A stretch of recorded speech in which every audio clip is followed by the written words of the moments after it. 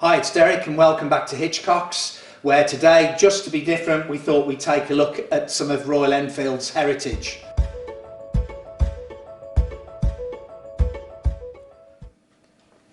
So what we'd like to show you today is this 1904 Royal Enfield motorcycle, which is an incredible find because they are just so rare. There are only two of these that we know of in existence. One of those is at the National Motorcycle Museum. The other one is here in the Hitchcocks collection. At Hitchcocks, we plan to preserve this in its current condition. It's got a fantastic patina. It is an absolute perfect example of the mark, and we won't change anything about the look of this bike. The engine is a Minerva 433cc, rated at 3.5 horsepower. It may look like a bicycle with an engine in it, but this is actually a proper full-blown motorcycle as produced back then. In terms of the look of it, it looks quite complicated. There are a lot of controls and levers, so what I'd like to do is talk you through what they actually do. If we look at the handlebars, they've got traditional levers, except the lever on the left isn't a brake, it's actually an exhaust valve lifter. And that would be used for starting it and for stopping it. Over here you've got two more levers. The top one is for the rear brake and this rod assembly here is for the front brake. I think the first thing to note is there's no twist grip on it. The actual throttle was controlled by a lever. And that's important to note because if you were riding this bike and came to an obstacle or a junction, you can't pull a clutch in or anything like that. You had to use the decompressor to stop the bike.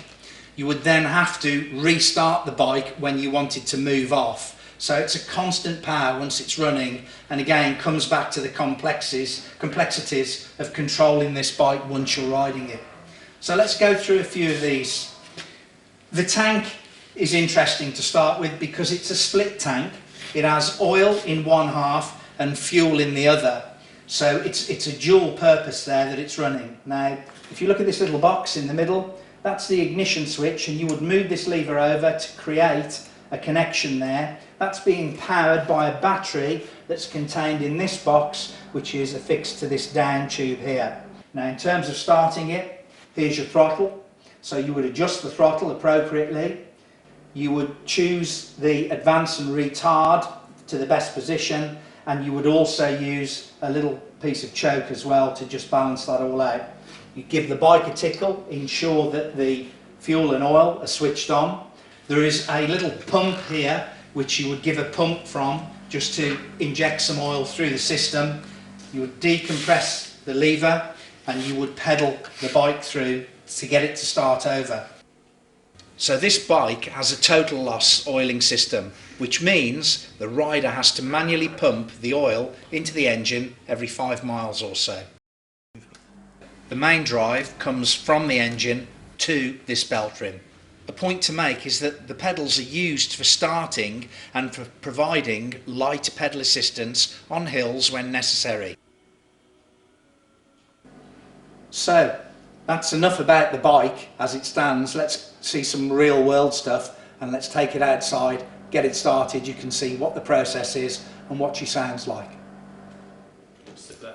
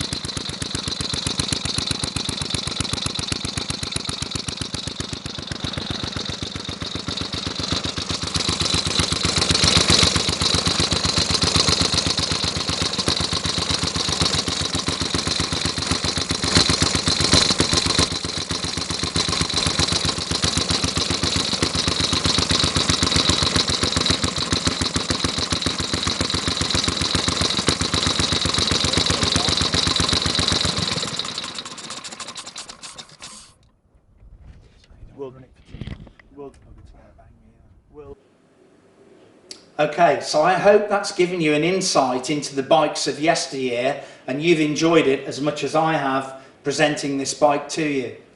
Thank you for watching, thank you for listening.